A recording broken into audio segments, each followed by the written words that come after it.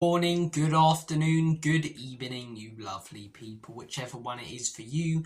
Welcome back to Lily White Lane. I hope that you're all having a bloody good Friday and start to your weekend, wherever you are in the world, and whatever you are planning to get up to. You know that song by Green Day, Wake Me Up When September Ends? Gonna change a word in the chorus. How about wake me up when the season ends? That's how I'm feeling right now in regards to Tottenham Hotspur, because it's an absolute shit show when it comes to our Premier League form and recent results. And the North London derby just added on top of all the rubbish that we've had to deal with as fans over the last few months. And in the form table since that Manchester City game, it really does show. We're 18th since that Manchester City game in the form table. Only the three teams in the relegation places right now in the Premier League have lost more games than us. We've picked up 5 points since the 4-0 win against Manchester City. And a relegation battle was laughed at, even when we were 10th a few weeks ago. I'm not sure I'm laughing at it right now. Tottenham Hotspur currently sat 14th, right? Crystal Palace are joint on points with us in 15th. They win this weekend or win on a weekend that we drop points, they leapfrog us and we go into 15th. Then you're looking at the teams behind us. Everton, we play them this weekend. They can gain some ground on us. Honestly, if the players purely prioritise the cups now and sort of look at the Premier League as we're too good to go down and we can't achieve Europe, so, let's not really pay too much attention and sort of down their tools, we could very, very easily be sucked in to a relegation battle. And even those relegation places, because Ipswich, I watched them last night against Brighton, just couldn't really get things going, but they're a decent team. They've beaten the likes of Chelsea, they've beaten us this season.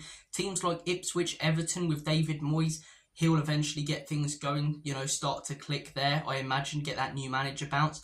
If those teams can gain a bit of ground on us, we could easily head into the end of the season a few points off 18th and sat in 17th or 16th. It's really not a joke anymore being sucked into this relegation battle. As I say, the form at the beginning of last season under imposter No Clue was fantastic, to be fair, and that's why I was behind him, even towards the end of the season when there were glaring tactical errors and huge problems.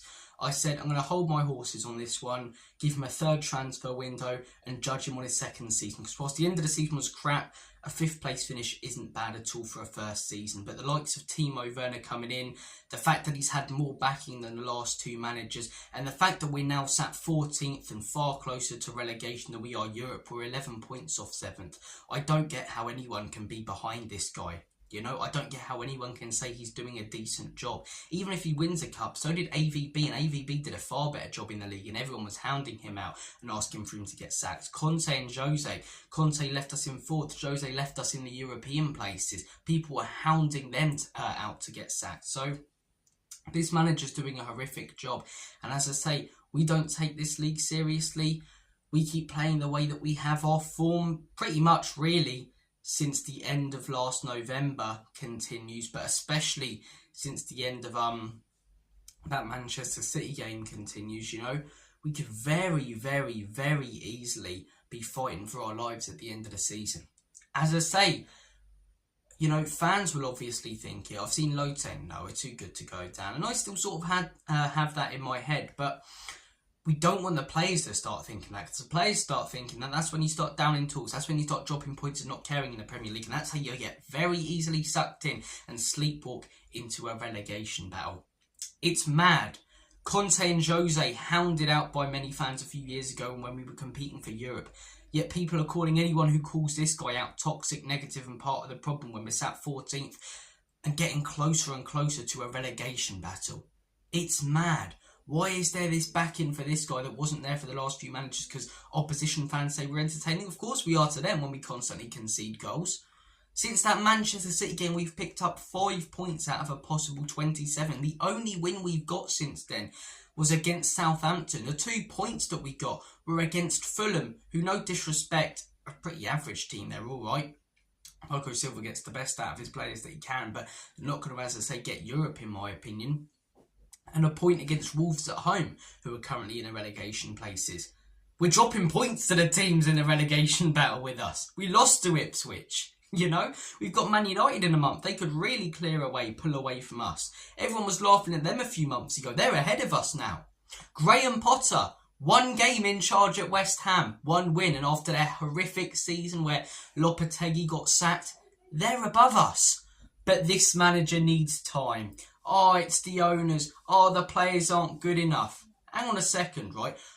I'm big Enoch and Levy out and have been for a few years, but this manager's been backed far more than Conte and Jose with better players, better signings, has a better squad, has said himself before the season there's no reason why we can't go for the league, and he's happy with the window and is hugely underachieving, closer to relegation than in a European battle. If he wins us a cup, fair play, and I will enjoy it and I will love the day, because that's what being a fan's all about. You love cup finals, and when you win it, I haven't seen Spurs win a trophy. It would be phenomenal. I'd absolutely love to celebrate it with all my friends on YouTube and my family who got me supporting this club. I'm not sure I thank them for that now, in all honesty, but I love to have a cup final win. But even if we win a cup, unless we win like 3, does it really change my opinion?